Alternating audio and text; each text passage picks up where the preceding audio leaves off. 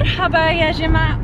We are on our way to the Boulevard. We're going to go and see the Christmas lights, and I'm going to tell you a little bit about Christmas trees and the origin. Oh, sorry, it was a bit bumpy. And the origins of bringing fir trees and greenery into the house in the middle of winter.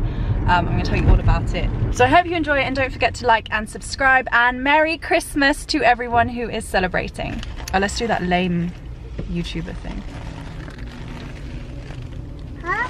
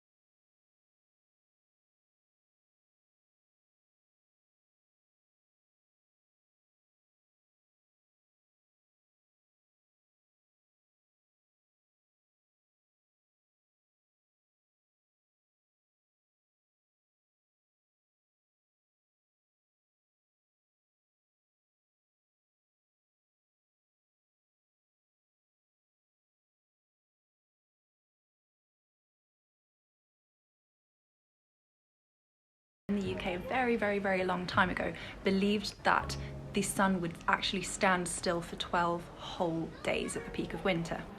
And the Norsemen of Northern Europe saw the sun as a giant wheel that would turn the seasons.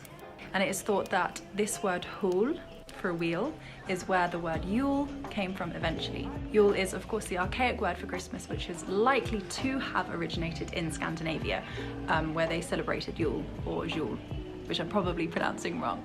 So during this time, the Norsemen would sit around big fires and they would sing songs and they would drink wine and they would tell stories. The Druids, which were ancient Celtic priests, would cut mistletoe that was growing on oak trees and they would give them as kind of blessings. And as well, like the Norsemen, the Druids would burn a log during this period of time to warn off any evil spirits, which is thought that this is where the Yule log tradition came from.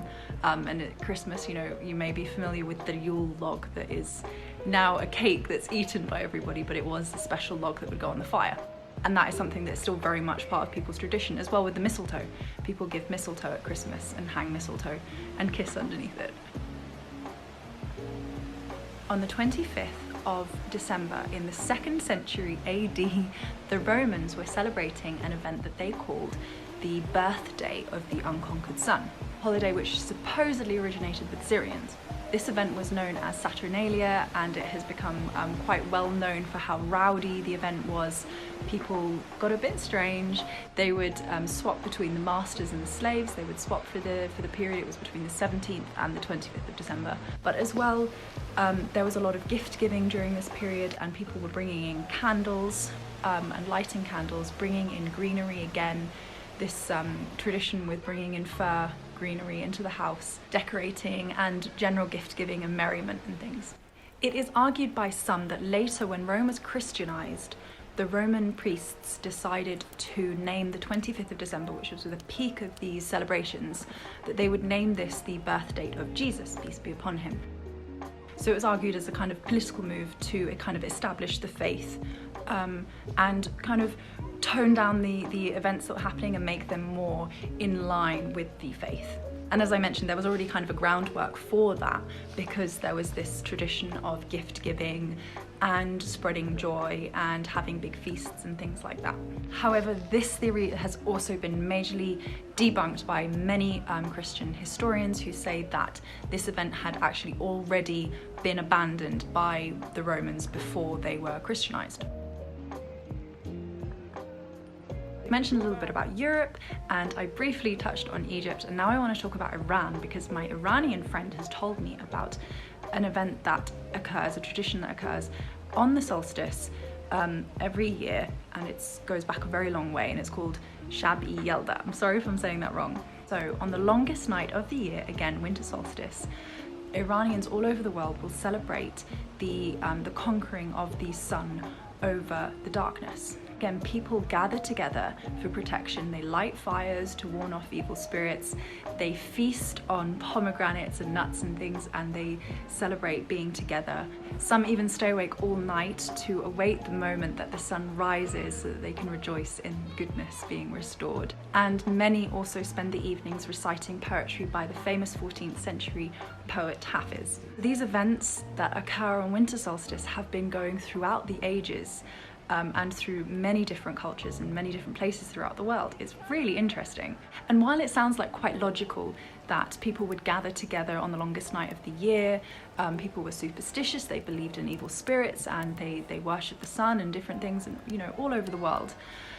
So while it makes sense that they would be coming together on this long night and feasting and celebrating and these things, what interests me the most is how so many of these different cultures were bringing in greenery from outside to decorate their houses with. It's kind of symbols of life.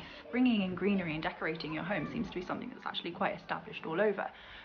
Whereas the decoration of the fir tree, minus plastic, seems to have originated in Estonia and Latvia, what is now Estonia and Latvia. This was in around 1400, but at the time they weren't actually bringing the trees into the house, so they were decorating fir trees outside of the house. In fact, it's thought that the first tree to be brought inside a house and decorated was back in the 16th century by the German priest Martin Luther, who was walking through a forest in the dead of winter, and he could see the stars twinkling through the branches of fir trees. So he brought the tree back and he wired candles to it, which is what they did back then, and he lit them inside his home. So he had the first Christmas tree, or it's thought the first Christmas tree, inside the house. I also read that the early Christmas trees that were being brought into the houses were hung upside down by chains and then decorated. And I can't really see what the logic was there, like why. That seems like a lot of effort to go to when you could just stick it in a pot. But yeah, that's what people were doing apparently.